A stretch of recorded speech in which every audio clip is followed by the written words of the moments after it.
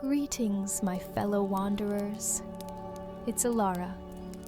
Welcome back to our cozy sanctuary, where the post-apocalyptic world of Fallout 4 comes alive.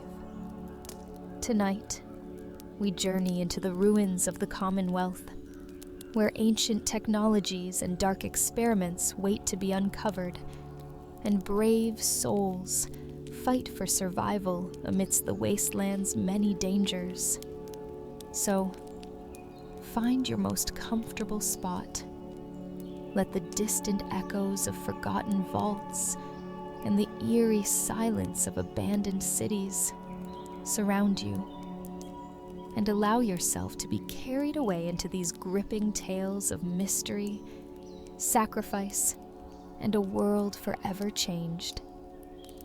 Let me know in the comments where you're from and what time it currently is. Let's begin. The Forgotten Vault. Secrets of Vault 101B. The Commonwealth held many secrets, but few were as well hidden as Vault 101B. While most people knew of Vault 101 as the birthplace of the lone wanderer far to the south, few had ever heard of its twin, Vault 101B, hidden deep beneath the forests west of the Commonwealth. Its entrance had long been sealed, buried under rubble and debris, but its existence had been whispered about by wastelanders, scavengers, and treasure hunters. It was said to hold the remains of a forgotten experiment, one that could change the course of the future. The sole survivor first heard rumors of Vault 101B from a group of wandering traders. According to their stories, the vault was still operational, its systems intact, and its residents, if any remained, had been part of a dangerous biological research program conducted by Vault Tech before the bombs fell. Driven by curiosity and the promise of discovering valuable technology, the sole survivor set off on a journey to uncover the truth. After days of traveling through dense, overgrown forests, the sole survivor finally found what they were looking for: the hidden entrance to Vault 101B. The entrance was half buried beneath years of debris and vegetation, but the vault door was unmistakable, rusted, but intact. Using a Vault Tech control chip they had salvaged from a previous mission, the survivor managed to override the security protocols and gain entry to the vault. The inside of Vault 101B was dark and silent. The stale air was heavy with the scent of decay, and the power systems flickered weakly. As the sole survivor explored the vault, they noticed that unlike most other vaults, there were no signs of life. No bustling activity, no families living in the safety of the underground shelter, only empty halls and abandoned rooms. The first few levels of the vault were eerily normal. Living quarters, cafeterias, classrooms, everything one would expect from a standard Vault Tech facility. But as the survivor descended deeper into the vault, the atmosphere began to change. The walls were lined with strange machinery, and the lights flickered more erratically. It was clear that Vault 101B wasn't just an ordinary vault. Something had gone wrong here, and whatever it was, it had been covered up for decades. In the heart of the vault, the sole survivor found the entrance to a restricted area marked Bio-Research Lab. The doors were sealed tightly, but after hacking into one of the nearby terminals, they managed to access the lab. What lay beyond was unlike anything they had seen before.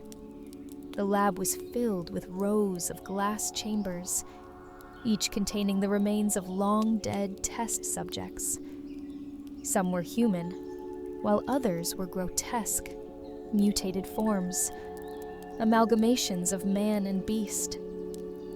It was clear that Vault-Tec had been conducting secret biological experiments on the Vault's residents, manipulating their DNA in an attempt to create superhuman abilities.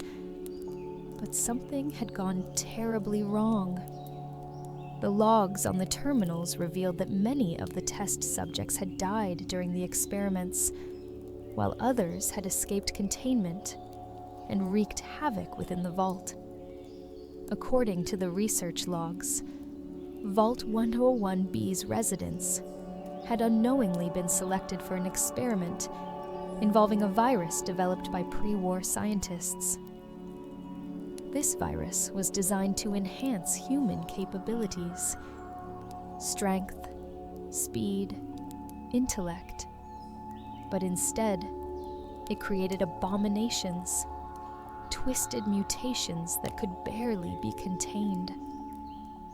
The few residents who survived the initial tests were driven mad by the virus, their minds consumed by violent instincts.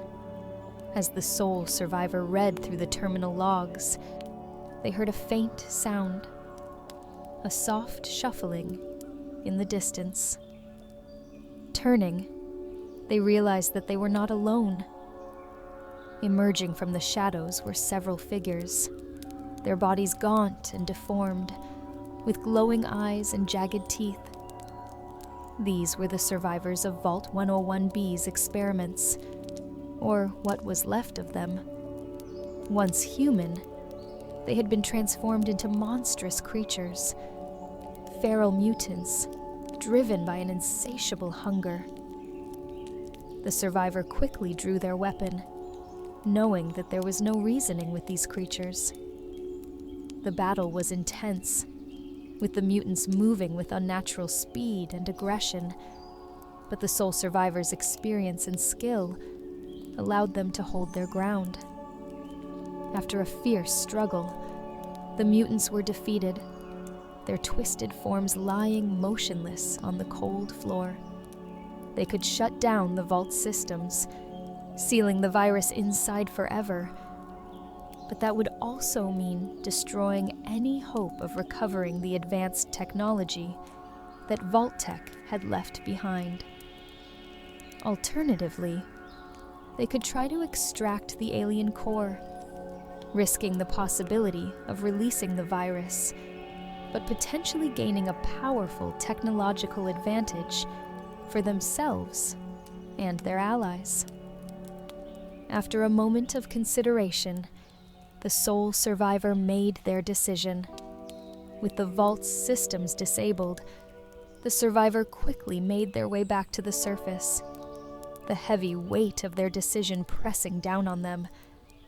As they climbed through the darkened halls of the vault, they could hear the low hum of the alien core fading as the containment system powered down. Whatever secrets Vault 101B had held were now buried, lost to time once again. Upon reaching the surface, the survivor emerged into the bright, cold light of the Commonwealth. Behind them, the entrance to Vault 101B sealed shut, perhaps for the last time. The horrors of the vault would remain hidden beneath the earth, but the survivor knew that there were countless other secrets still waiting to be uncovered in the wasteland. As they walked away from the overgrown forest, they couldn't help but wonder what other experiments Vault-Tec had left behind, and whether any of them had gone as horribly wrong as this one. The last stand of Vault 81. In the devastated world of the Commonwealth, years after the Great War, life outside the vaults had become a daily struggle for survival. Radiation soaked the land, and what was left of civilization lay in ruins. Mutants, raiders, and wild animals roamed the wasteland, preying on anyone unfortunate enough to cross their path. But among the ruins, there were still pockets of hope, places where people tried to rebuild the world they had lost. Vault 81 was one of these places. Originally designed by Vault Tech to conduct medical experiments, it had survived the chaos of the outside world relatively intact. Its residents had lived in peace for generations, isolated from the horrors of the surface. But no one could stay isolated forever. The Commonwealth was changing, and the dangers outside the vault were closing in. Inside Vault 81, there were rumors. Stories passed in hushed voices about strange sightings in the tunnels near the reactor. The overseer, a stern woman named Gwen McNamara, dismissed the reports at first. Vault 81 had always been safe. Their security systems, while old, were reliable, and the vault had survived far worse over the years. But as more residents began reporting the same thing, shadows in the dark, strange noises in the walls, Gwen grew uneasy. She sent a small team of security officers to investigate, hoping to put an end to the rumors. What they found was far worse than anyone could have imagined. The vault's lower levels had been breached. Deep within the old maintenance tunnels, hidden from the eyes of the residents, a forgotten part of Vault 81's dark history was stirring. The mole rats, once a minor nuisance, had grown larger and more aggressive. These were no ordinary creatures. They were the result of Vault Tech's secret experiments. The creatures had become more dangerous over time, mutated by the Vault's hidden research programs. But even worse, they carried a deadly disease, one that could spread rapidly through the Vault's population. As Gwen realized the severity of the situation, she knew Vault 81 was in grave danger. The mole rats weren't just a pest, they were an existential threat. If the disease spread, it could wipe out the entire vault. She ordered the tunnels sealed off, but it was too late. The mole rats had already breached the lower levels, and several security officers were infected. Desperate, Gwen called for volunteers. She needed someone brave enough to go into the tunnels, to eliminate the threat, and find a way to stop the disease before it was too late. That's when Austin, a young boy from the vault, was bitten by one of the infected rats. As the disease began to spread through his system, it became clear. Time was running out. Among the volunteers was Curie, the vault's Mr. Handy medical assistant, turned sentient robot. Curie had long been dedicated to studying the vault's history and seeking cures for diseases. Though her programming was limited, her intelligence and compassion drove her to help the people of Vault 81. Curie believed that the answer to the infection could be found deeper in the vault's secret history. With no time to waste, a small team ventured into the lower levels of the vault, led by the sole survivor, a legendary figure from the Commonwealth who had become known for their bravery and resourcefulness. Armed with whatever weapons and supplies they could gather, the team descended into the dark, winding tunnels below Vault 81. The tunnels were a maze of collapsed corridors, rusted machinery, and flickering lights. The stench of decay and old metal filled the air as they moved deeper into the bowels of the vault. The sound of scurrying feet and distant growls echoed through the dark, making every step feel like a march toward death. As they pressed on, they discovered something shocking. An entire section of the vault had been sealed off for years, hidden from the residents above. Inside, they found laboratories filled with old computers and scientific equipment. The research logs revealed the truth. Vault Tech had been experimenting on the mole rats for decades, using them as test subjects for diseases, in hopes of developing cures for radiation sickness and other post-apocalyptic ailments. But the experiments had gone horribly wrong. The disease the mole rats now carried was a mutated strain, one that spread rapidly and resisted all known treatments. As the team battled their way through the infected mole rats, the sole survivor discovered a long-forgotten piece of pre-war medical technology hidden in one of the labs, a prototype disease cure designed by the Vault's original scientists. But the cure was incomplete. It needed a final component, a sample of the mutated disease from the mole rats themselves. With no other choice, the team pressed on into the heart of the Vault's dark secrets, fighting off waves of mutated mole rats to reach the breeding chamber. It was there that they faced the largest and most dangerous of the creatures, a massive, mutated mole rat queen. The fight was brutal. The queen was fast and relentless, her sharp claws tearing through the team's defenses. But with quick thinking and Curie's assistance, the sole survivor managed to defeat the creature, taking the necessary sample of the disease. With the sample in hand, they raced back to the laboratory, where Curie used the old equipment to synthesize a cure. The clock was ticking. Austin's condition had worsened, and it was only a matter of time before the disease spread to more residents. The sole survivor and Curie returned to the vault, just in time. The disease cure worked, and Austin's life was saved. The infected security officers were treated, and the mole rat infestation was finally under control. But the damage had been done. Vault 81 would never be the same. The residents had learned the terrible truth about the Vault's hidden past, and the shadow of Vault Tech's experiments hung over them.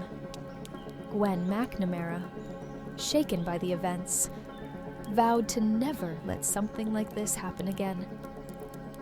Vault 81 would continue, but it would do so with a new understanding of the dangers that lurked in the dark corners of the world. For the sole survivor, it was another reminder of the horrors left behind by the old world. In the Commonwealth, danger was everywhere, even in the places you thought were safe. The mystery of Echo Lake, in the far northern reaches of the Commonwealth, beyond the crumbling cityscapes and the well-trodden wasteland paths, there was a place few had ever ventured. Echo Lake, a secluded, fog-covered stretch of water nestled deep in the heart of a forgotten forest, had long been the subject of myths and whispered rumors. Some said it was haunted. Others claimed the lake held secrets of pre-war technology, but all agreed on one thing: those who ventured there often didn't return. The sole survivor had heard tales of Echo Lake before, but they had always dismissed them as nothing more than ghost stories. However, when they intercepted a distress signal coming from that very region, their curiosity was piqued. The signal was weak and broken, but one thing was clear: someone was trapped near the lake and they needed help. With a backpack full of supplies and weapons at the ready, the sole survivor set out for Echo Lake. The journey was long and treacherous, taking them through thick, overgrown forests and the remnants of pre-war settlements that had been reclaimed by nature. As they got closer to the lake, the air grew colder, and a thick fog rolled in, making it difficult to see more than a few feet ahead. The landscape was eerily quiet, save for the distant cries of mutated creatures and the occasional rustle of leaves in the wind. The further the survivor traveled, the more oppressive the atmosphere became, as if the very forest itself was alive, watching their every move. It wasn't long before the sole survivor stumbled upon an old, crumbling road leading to what appeared to be an abandoned military research facility. The distress signal grew stronger as they approached the facility. There, standing at the edge of the lake, was a series of long, abandoned structures, some half submerged in the murky waters of Echo Lake. Vines and moss had overtaken the buildings, but the faint glow of electricity coming from inside hinted that something was still operating within. The facility itself was a relic of the pre-war world, built for some unknown purpose that had been lost to time. As the sole survivor entered the main building, they were immediately struck by the strange mix of advanced technology and decaying infrastructure.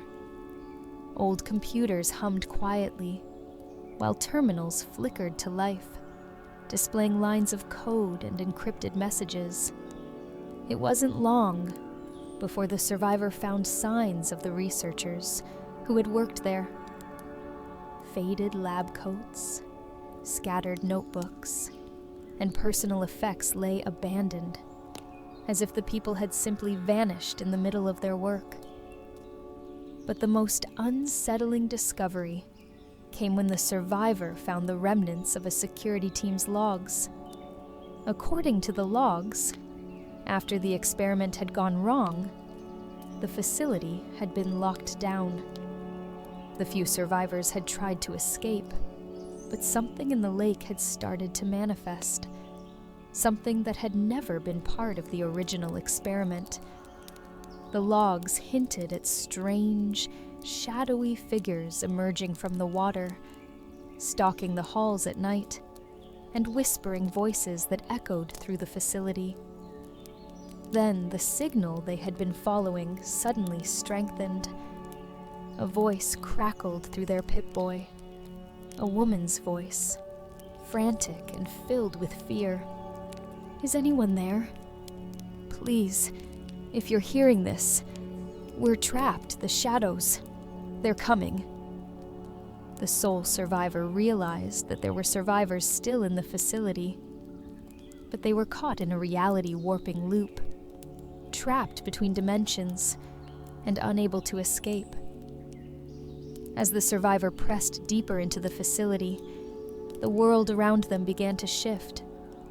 The walls seemed to ripple and distort, as if the very fabric of reality was coming undone. Flickers of the past appeared, showing glimpses of the researchers and soldiers who had once worked there, only to fade away like mirages. Finally, the sole survivor reached the control room, where they found the source of the distress signal. A small group of survivors, researchers who had been working on Project Echo, had managed to barricade themselves inside. They had been trapped there for years, unable to escape due to the dimensional rift that had enveloped the facility.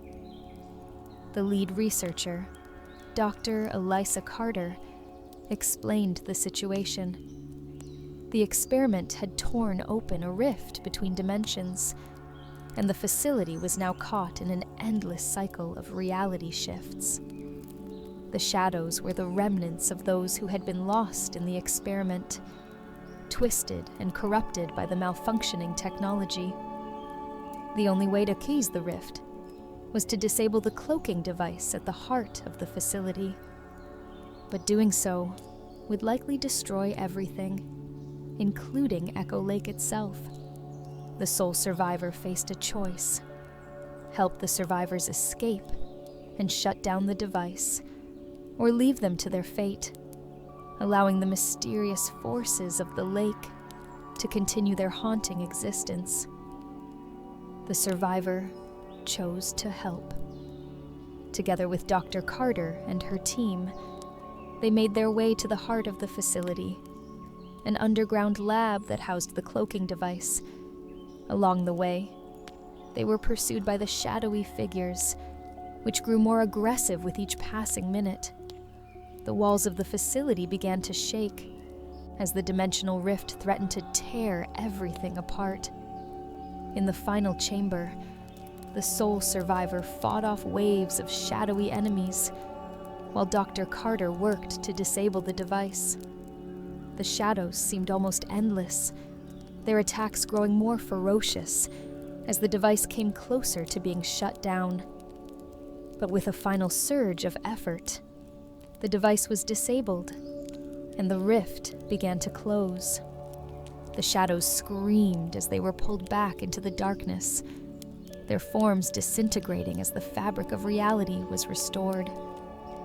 The facility itself began to collapse, but the sole survivor and the remaining researchers managed to escape, fleeing to the surface, just as the old military building crumbled into the lake. The fog over Echo Lake lifted, and the strange whispers faded away. The survivors were grateful, though shaken by the events they had endured. Dr. Carter thanked the sole survivor, knowing that without their help, they would have been trapped forever in the nightmare of the facility. As the sole survivor made their way back through the forest, the lake returned to its quiet, eerie state. But it was no longer a place of supernatural horror.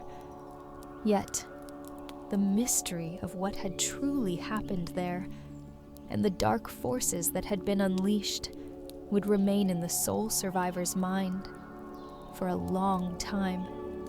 Echo Lake had claimed its secrets, but in the Commonwealth, there were always more mysteries to uncover. As the tale of forgotten vaults, dangerous experiments, and the resilience of the wasteland survivors comes to a close, let the strength and determination of our heroes guide you into a peaceful slumber. Remember, my fellow wanderers, that even in the face of radiation-soaked ruins and the harshest dangers of the post-apocalypse, the spirit of survival and the bonds we forge can light the way through the darkest nights. Thank you for joining me tonight. Until next time, may your dreams be filled with the courage of those who roam the wasteland and the hope of rebuilding a new world. Good night.